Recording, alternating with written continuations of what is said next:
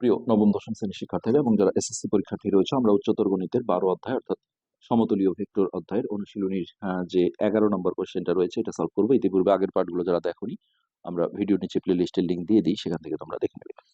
এখানে বলেছিল ভেক্টরের সাহায্যে প্রমাণ করো যে ত্রিভুজের এক বাহুর মধ্যবিন্দু থেকে অঙ্কিত অপর বাহুর সমান্তরাল রেখা তৃতীয় বাহুর মধ্যবিন্দুগামী।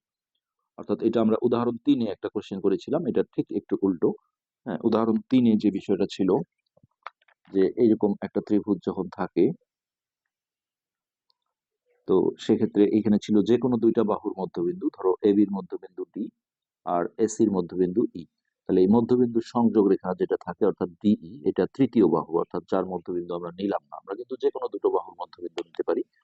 হুম, তো যার মধ্যবিন্দু নেওয়া হলো না, এটা হচ্ছে তৃতীয় বাহু। তাহলে এই মধ্যবিন্দুর সংযোগ রেখাংশ যেটা ডিই, এটা তৃতীয় বাহু অর্থাৎ বিসির সমান্তরাল হবে এবং দৈর্ঘ্যের দিক থেকে বিসির অর্ধেক হবে, অর্থাৎ ডি সমান হাফ বিসি। এই বিষয়টাই এখানে এখন যেটা হয়েছে যে একটা মধ্যবিন্দু বলেছে, আর একটা মধ্যবিন্দু বলে নেই, কিন্তু এটাই প্রমাণ করতে বলেছে যে এই বিন্দুটা এসির মধ্যবিন্দু। তো এটা একটু উল্টো ভাবে আসলে প্রমাণটা করতে হবে। আমরা আসলে প্রমাণে ঢুকছি। 11 নম্বর, প্রথমে আমাদের চিত্র আঁকতে হবে। এটা যে কোনো মাপের একটা তোমরা চিত্র এঁকে নেবে, যে কোনো একটা ত্রিভুজ হলেই হবে। সব ত্রিভুজের ক্ষেত্রেই এটা সত্য। তো আমি এখানে এ বি সি নামকরণ করলাম। তো এখন আমরা যেটা করব যে আমরা আসলে ভেক্টর চিহ্নগুলো কোন দিকে দেব সেটা একটা বিষয়।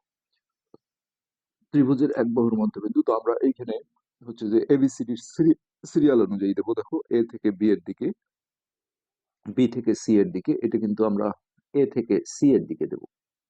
হ্যাঁ, এই যে এসির মধ্যে দেখো এবিসিডি সিরিয়ালে যেহেতু এ আগে আসে, যখন এরকম কোনো নির্দেশনা থাকে না তখন এইভাবে জিনিসগুলো ভেক্টর চিহ্নিত করতে হয়।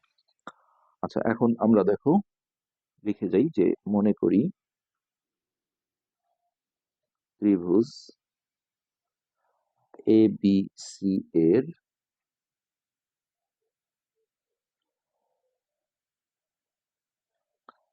এ বি, আমরা এখনো এখানে ভেক্টর চিহ্ন দিচ্ছি না, বাহু হিসেবে বলছি, এ বি বাহুর মধ্যবিন্দু ডি। তো এইখানে আমরা একটা ডি বিন্দু নিয়ে নিলাম মধ্যবিন্দু হিসেবে। আর ওইখানে বলেছিল যে ত্রিভুজের এক বাহুর মধ্যবিন্দু থেকে অঙ্কিত অপর বাহুর সমান্তরাল রেখা।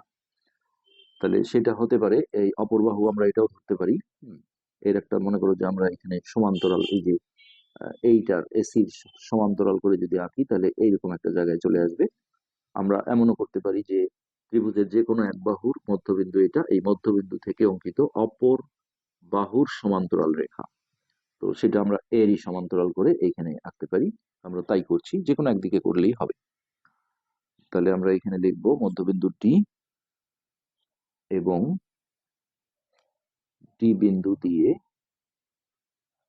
ডি বিন্দু দিয়ে আমরা চাইলে এসির সমান্তরাল করলে এইদিকে দেবো, আর যদি বিসির সমান্তরাল করি তাহলে এইদিকে দেবো। তো আমরা এইদিকে করছি, ডি বিন্দু দিয়ে বিসি এর সমান্তরাল ডিই আঁকি, যা এসি বাহুকে ই বিন্দুতে ছেদ করে। এখন আমরা দেখো, এটা কিন্তু অবশ্যই এসির মধ্যবিন্দুতে যে লাগবে, কিন্তু সেটা আমাদের যেহেতু প্রমাণ করতে বলেছে, যার কারণে এখানে ইটাকে আমরা মধ্যবিন্দু এসির বলবো না। তো এই আনুমানিক আমরা মধ্যবিন্দু এটা ধরে এটা, তাহলে এই ভাষাটাই বললাম যে এই যে যে কোনো এক বাহুর মধ্যবিন্দু এটা, সেইটা থেকে অপর বাহুর সমান্তরাল অর্থাৎ বিসির সমান্তরাল একটা সরলরেখা আঁকলাম ডি, যেটা এসি কে ই বিন্দুতে ছেদ করলো। আচ্ছা, এখন আমরা বলবো যে প্রমাণ করতে হবে যে, প্রমাণ করতে হবে যে ই কমা এসি এর মধ্য বিন্দু, এই বিষয়টা আমাদের এখানে প্রমাণ করতে হবে। তো এখানে আমরা পয়েন্টটা বিশেষ নির্বাচন দিয়ে লিখতে পারি, বিশেষ নির্বাচন। তো ওকে, এখন দেখো আমরা প্রমাণে ঢুকবো। এই প্রমাণটা এইভাবে করতে হয় যে প্রথমে আমরা ধরবো যে ঠিক আছে, ইটা এসির মধ্যবিন্দু নয়। তো সেক্ষেত্রে অন্য এক জায়গায় একটা মধ্যবিন্দু নেবো, আসলে তো এটাই মধ্যবিন্দু হবে। হ্যাঁ, কিন্তু যখন আমরা এই জায়গায় একটা ধরবো যে এফটা হলো এসির মধ্যবিন্দু, কিন্তু সেটা ফাইনালি যখন রং থিওরি আসবে ভুল, তখন আমরা বলবো যে না, এফ না, ইটাই তাহলে মধ্যবিন্দু। তো সেইভাবে আমরা যেটা করব যে মনে করি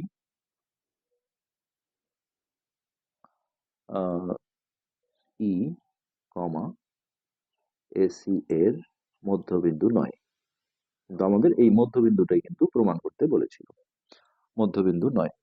তো এখন আমরা নতুন একটা মধ্যবিন্দু ধরলাম, যে ধরি এফ কমা এসি এর মধ্যবিন্দু। তো এই এফটা আমরা এইদিকে যে কোনো জায়গায় নেব। তো এটা সবাই বুঝতে পারছো যে এসির মধ্যবিন্দু আসলে এফ হতে পারে না, যেহেতু এই টুকরাটা দেখো এতটুকু, এটা এত বড়, এটা এইভাবেই প্রমাণ করার নিয়ম। তো এইখানে আমরা এফ ধরে নিলাম, আর এইখানে আমরা ডি এর সাথে এই এফটা যোগ করে দেব, দিয়ে এইদিকে আমরা একটা ভেক্টর চিহ্ন দেব। এটাও এবিসিডি সিরিয়ালের ডি যেহেতু আগে আসে, এদিকে ডিই, এটা আমরা ই এর আগে যেহেতু ডি আসে, তাহলে ডি এর দিক থেকে দিলাম। এখানে আমরা বলবো ডি কমা এফ যোগ করি। বাস, আমাদের এইটুকু কাজ শেষ। এবার দেখো, এই যে এখানে এডিএফ ত্রিভুজটা আছে, হ্যাঁ, এই ত্রিভুজটা নিয়ে আমরা যদি কাজ করি, যে ভেক্টর যোগের যে ত্রিভুজ বিধি আছে, সেই ত্রিভুজ বিধি থেকে আমরা এখানে একটা কাজ করে নিতে পারি। তো এবার আমরা এই উপরের যে এডিএফ ত্রিভুজটা আছে, এটা অনেকে যেমন বিয়োগ বিধি দিয়েও করে, আসলে বিয়োগ বিধিটা একটু ভুল বেশি হয়, যার কারণে আমরা যোগ বিধি ইউজ করে করার চেষ্টা করব। তো এখানে আমরা লিখবো যে এডিএফ এডিএফ ত্রিভুজ হতে ভেক্টরের ভেক্টরের যোগের ত্রিভুজ বিধি, ভেক্টরের যোগের ত্রিভুজ বিধি অনুসারে। তো এই ত্রিভুজের দেখো, এই এইদিকে, এইটা এইদিকে ছিল এফটা। তো সেক্ষেত্রে আমরা যেটা বলতে পারি যে আমরা যোগের ত্রিভুজ বিধি দেখেছি যে দুইটা বাহু একই দিকে হয়। হ্যাঁ, তাহলে এইখানে দেখো, এই যে এই বাহুটা এই দিকে আছে, এই যে দিকটা এইদিকে, এটাও একই দিকে, মানে দিক ঠিক না, এটা ক্রম বলা হয়, একই ক্রম এই যে যাচ্ছে, আর এটা কিন্তু বিপরীত ক্রম, এই দিক থেকে আসছে। তাহলে যে দুটো একই দিকে থাকে, সেই একই ক্রমে থাকে, সেই দুটো যোগ করে সমান সমান বিপরীত ক্রমে যেটা থাকে ভেক্টর, সেটা লিখতে হয়। তো আমরা এইভাবে যদি লিখি যে এডি ভেক্টর প্লাস ডিএফ ভেক্টর সমান হচ্ছে এএফ ভেক্টর। কিভাবে দেখো, এই যে এডি আর ডিএফ একই ক্রমে আছে, আর এএফ টা বিপরীত ক্রমে আছে। তো এইটা থেকে আমরা দেখো ডিএফ এর মানটা বের করে নেব, অর্থাৎ এডিটাকে এই পাশে মাইনাস করে পাঠাবো। তাহলে ডিএফ সমান হচ্ছে এএফ ভেক্টর মাইনাস এডি ভেক্টর। এটাকে আমরা 1 নং সমীকরণ হিসেবে রেখে দিলাম। এরপর আমরা এই সম্পূর্ণ বড় ত্রিভুজ অর্থাৎ এবিসি ত্রিভুজ থেকে ভেক্টরের যোগের ত্রিভুজ বিধিটা অ্যাপ্লাই করব। আমরা একই কথা লিখবো যে ত্রিভুজ এবিসি হতে ভেক্টর যোগের ত্রিভুজ বিধি অনুসারে অনুসারে। তো এখানেও দেখো, এই বড় ত্রিভুজের ক্ষেত্রে একই ক্রমে আছে হচ্ছে এ বি আর বিসি, আর এই যে এসিটা এই দিক থেকে আসছে, অর্থাৎ বিপরীত ক্রমে, তার মানে এই দুটো যোগ করে সমান সমান এইটা। তো আমরা সেই কাজটা যদি করি, তাহলে a b vector plus BC vector সমান হচ্ছে এসি ভেক্টর। তোমরা চাইলে এসিটা এই পাশে, এটা এই পাশে লিখতে পারো, সমস্যা নেই। তো এবার এখানে আমরা কিছু ক্যালকুলেশন করব।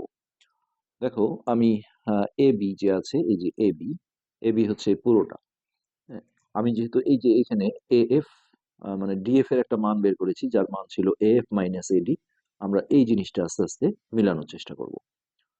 তো এইখানে এ বির বদলে দেখো, এই যে এ বির বদলে আমরা 2AD লিখতে পারি। কেন? ডি যেহেতু এ বির মধ্যবিন্দু ছিল, তাহলে এই এডি কে ডাবল করলে, 2 দিয়ে গুণ করলে কিন্তু এ বির সমান হবে। তাহলে এ বির বদলে লিখবো আমরা 2AD ভেক্টর, আর বিসিটাকে আমরা ঠিক রাখছি বিসি ভেক্টর, আর এসি, হ্যাঁ, এসির মধ্যবিন্দু তো আসলে ই হবে, এটা লাস্টে প্রমাণ হবে, কিন্তু আমরা যেহেতু এফ কে মধ্যবিন্দু ধরেছি, তাহলে এই যে এসির বদলে আমরা হচ্ছে যে যদি এএফ লিখতে যাই, তাহলে দেখো এএফ এর ডাবল, অর্থাৎ 2AF করলে সেটা হচ্ছে এসির সমান হবে, যদিও এটা আসলে মধ্যবিন্দু নয়, কিন্তু আমরা সেইভাবে যেহেতু ধরে আসছি, কারণ আমাদের ইটাকেই মধ্যবিন্দু প্রমাণ করতে বলেছে, এই জন্য আমরা ই কে না ধরে আসলে এফ কে ধরেছি মধ্যবিন্দু। তো এফ যদি এসির মধ্যবিন্দু হয়, তাহলে আমরা দেখো এই এসি এসি যেটা ছিল, এসির বদলে আমরা এই এফ এর ডাবল অর্থাৎ 2AF লিখতে পারি। তো এই এখন যে দুটোতে টু আছে, সেই টু আলা দুটো আমরা একদিকে করি। এখানে দেখো এফ টা আগে আছে, যার কারণে আমরা এডিটাকে ওই পাশে মাইনাস করে পাঠাই। তাহলে এখানে হলো বিসি ভেক্টর, এটা আমরা রাখলাম। এটা হচ্ছে 2AF vector minus 2AD vector. এবার এই জায়গায় টুটা যদি আমরা কমন নেই, তাহলে এখানে থাকছে AF vector minus AD vector. এখন দেখো এই যে AF মাইনাস AD এটা চলে আসছে, তাহলে এটার বদলে আমরা DF লিখতে পারি। তাহলে এখানে লিখবো 2DF ভেক্টর, আর এইখানে আমাদের ছিল BC। তাহলে BC ভেক্টর সমান আমাদের আসলো 2DF ভেক্টর। তো আমরা এই সাইডটা একটু ঘুরিয়ে নিই, এই সাইডটা এই পাশে লিখি। তাহলে বা 2DF ভেক্টর সমান হচ্ছে BC ভেক্টর। এখন এই টুটা গুণন আছে, ওই পারে গেলে ভাগ হয়ে যাবে, অর্থাৎ ডিএফ ভেক্টর সমান হচ্ছে BC/2 অথবা হাফ BC, দুটোই লেখা যাবে এইটা। এখন এই ভেক্টর দুটো দেখো সমান হয়েছে, তোমরা হয়তো ভাবতে পারো কিভাবে সমান। হাফ, আসলে বিসি কে অর্ধেক করলে এটা একটা স্কেলার, হ্যাঁ, তো স্কেলারের সাথে ভেক্টরের গুণ হলে পুরোটাই একটা ভেক্টর হয়ে যায়। তাহলে এই দুটো ভেক্টর কখন সমান হয়? যখন হচ্ছে যে তাদের ধারক রেখাগুলো হয় একই হবে, না হলে সমান্তরাল হবে। তো এখানে আমরা দেখছি ডিএফ এর ধারক রেখা, এটা আমরা পুরোটাকে যদি একটা রেখা ধরি, তাহলে ডিএফ এর ধারক রেখা হচ্ছে ডিএফ, আর বিসির ধারক রেখা আলাদা জায়গায় আছে, তার মানে একই ধারক রেখায় নেই। তার মানে কি সমান্তরাল বলা যাবে। এটা আসলে বাস্তবে সমান্তরাল হবে না, কেন? এটা আমরা প্রথম থেকেই এফটাকে এসির মধ্যবিন্দু ভুল হিসেবে ধরেছি, এখানে আসলে মধ্যবিন্দু হতে পারবে না, মধ্যবিন্দু কিন্তু ইটাই হবে। কিন্তু আপাত দৃষ্টিতে এখানে যখনই দুইটা ভেক্টর সমান হয়ে যায়, তখন আমরা কিন্তু তাদেরকে সমান্তরাল বলে দিতে পারি। তো এখন আমরা ভেক্টর ছাড়া যদি লিখি, তো সেক্ষেত্রে আমরা কি বলতে পারবো যে তাহলে ডিএফ এর ধারক রেখা আর এর ধারক রেখা সমান্তরাল হবে। তাহলে ডিএফ সমান্তরাল বিসি, এবং জাস্ট আমরা ভেক্টর চিহ্নটা ছেড়ে দিলাম। হ্যাঁ, ডিএফ সমান এটি লিখবো হাফ বিসি, কারণ এটা তো আমরা পেয়ে গেছি ডিএফ সমান হাফ বিসি। আর যখনই ভেক্টর দুটো সমান হয়, তাদের ধারক রেখা যদি একই না হয়, তাহলে সমান্তরাল হয়ে যায়। এই কিন্তু এখন দেখো মূল সমস্যাটা এখানে, যে কিন্তু দেওয়া আছে দেওয়া আছে এইখানে কিন্তু যেটা আমরা প্রথমে দেখেছিলাম যে উম, ত্রিভুজ এবিসি এর এবি বাহুর মধ্যবিন্দু ছিল ডি। এই ডি বিন্দু দিয়ে বিসির সমান্তরাল আমরা ডিই আঁকছিলাম, অর্থাৎ এই যে ডিটা আর বিসিটা কিন্তু সমান্তরাল ছিল। তো এটা আমরা এখানে লিখে নিতে পারি যে ডিই সমান্তরাল বিসি। ওকে, তাহলে এইটা আমরা লিখবো যে কিন্তু দেওয়া আছে ডিই সমান্তরাল বিসি। এখন দেখো সমস্যাটা, যে এরকম যদি হয় যে একটা রেখা আছে এবি, হ্যাঁ, তো এই এবি দেখা গেল এর সমান্তরাল ধরো একটা সিডি, আর এইখানে আরেকটা রেখা আছে এক্স ওয়াই। তো আমাদের ওই এক্স ওয়াইটা আমরা যদি ধরি বিসি, এই যে এটা, তো এর সমান্তরাল দেখো এটাও আসছে, অর্থাৎ ডিএফ আমরা ওই নামেই দিই, তাহলে বুঝতে সুবিধা হবে।